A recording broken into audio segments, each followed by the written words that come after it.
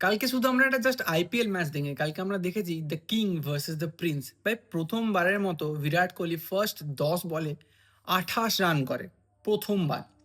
তারপরে সেটা রিপ্লাইতে 10 বলে 35 রান করে শুভমান গিল। শুভমান গিল আর বিরাট কোহলির মধ্যে অন ফিল্ড যে অ্যাগ্রেশনটা তোমরা দেখেছো কালকে, ওরকম অ্যাগ্রেশন আমরা কখনো আগে দেখিনি। তো বেসিক্যালি এটা এটা কোনো লং টার্ম অ্যাগ্রেশন নয়, এটা ফিল্ডের মধ্যেই অ্যাগ্রেশনটা থাকে।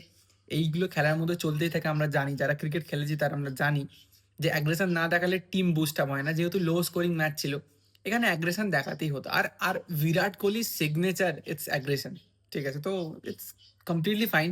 তার মানে এটা না যে দুজনের মধ্যে কোনো ইন্টারনাল কনফ্লিক্ট আছে, না, দ্যাটস নট ট্রু। মানে অনেকে বলছে যে বিরাট কোহলি হিংসা করছে যে শুভমান গিল বেটার খেলছে বলে, that is never happening. We know who is Virat Kohli and who is Shubman Gill. Shubman Gill কখনো চাইলেও বিরাট কোহলির ওই জায়গাটা রিচ করতে পারবে না, কারণ বিরাট কোহলি আলাদা এসেন্স। যেমন বিরাট কোহলি কোনোদিনও সচিন টেন্ডুলকারের জায়গা রিচ করতে পারবে না, তো তেমনই আলাদা আলাদা সব ফ্যাক্টর আছে। বাট স্টিল কালকে আমরা যে কিং ভার্সেস দ্য প্রিন্স দেখেছি না, it was it was fun, it was really fun to watch.